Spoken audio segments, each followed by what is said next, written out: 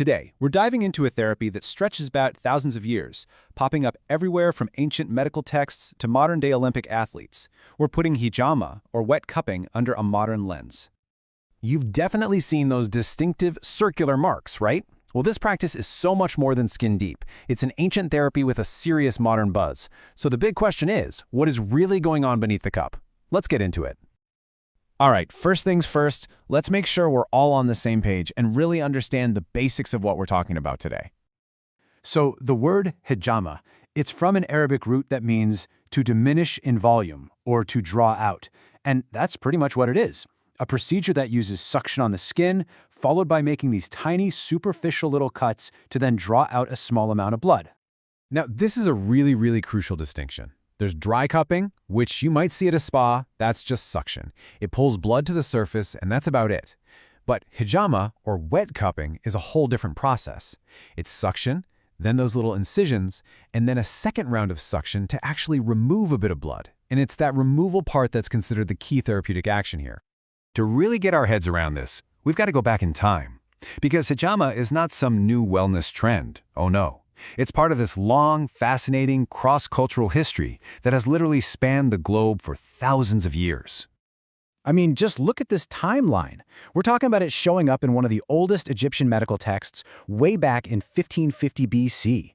Then you have Hippocrates in ancient Greece advocating for it. It's a core part of traditional Chinese medicine. And of course, it holds this really special place in Islamic tradition. The longevity here is just incredible. And this really speaks to its importance within Islam. This narration, which is known as a hadith, shows this profound spiritual and, well, divine recommendation for the practice. It really elevates it from just a simple folk remedy to a highly encouraged active therapy. So we've got this deep, rich history and tradition, but what happens when we take this ancient practice and look at it through the lens of modern science? Let's try and bridge that gap. For centuries, the explanation was pretty straightforward, right? Hijamah gets rid of bad blood or toxins. It rebalances the body's systems, or what they used to call humors, and it basically draws out the illness. That was the thinking for a very long time. But today, researchers are asking a totally different question. They're asking, what's actually happening on a biological level, on a chemical and neurological level? How can we explain the effects people report in a modern, scientific way? And you know what? They've come up with several pretty compelling theories. We're going to walk through a few of the most prominent ones that scientists are looking into right now, everything from neurology to immunology. Okay, first up is the pain gate theory. Think of it like a traffic jam on your nervous system's highway. The intense feelings from cupping, the pressure, the suction, they travel on these super fast nerve fibers. They get to your spinal cord first and basically close the gate, blocking the slower, nagging pain signals from ever reaching your brain. It's pretty cool. Then you've got the nitric oxide theory, and this one is fascinating. The idea is that the physical stress from cupping actually triggers the cells lining your blood vessels to release this molecule called nitric oxide. This tiny molecule has a huge effect. It's a powerful vasodilator, which is just a fancy way of saying it widens your blood vessels. That means more blood flow, more oxygen, and it helps your muscles chill out. And this is where things get really interesting because it kind of brings us full circle to that traditional idea of removing bad blood. The blood detoxification theory basically suggests, hey, there might be something to that. Researchers are finding that the blood drawn out during hijamah isn't exactly the same as the regular blood in your veins.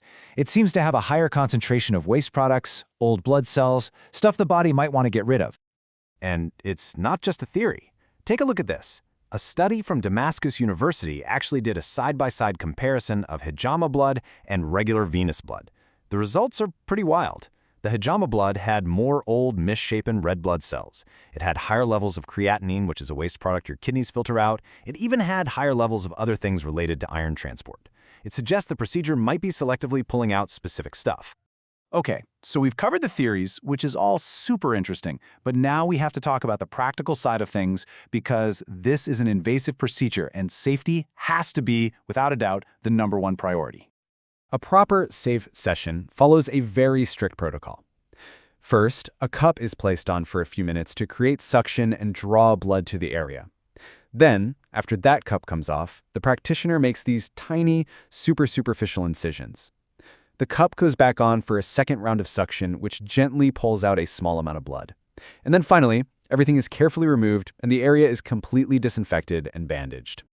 And this part is absolutely non-negotiable. Seriously. Hijamah is not for everyone. It's what's called contraindicated, meaning it should be avoided for people who are pregnant, anemic, have any kind of bleeding disorder, or are on blood thinners. Same goes for anyone with issues with wound healing. A qualified practitioner has to screen for this stuff. So, after all that, what's the big picture? Let's bring all these different threads, the history, the science, the safety, together and form an informed, modern perspective. You know, there's this piece of ancient wisdom that just hits the nail on the head here. Because hijamah is an invasive procedure, it should only ever be done by someone who knows what they're doing, someone with sound medical knowledge, a person who knows not just how to do it, but when to do it, who to do it for, and most importantly, when not to do it.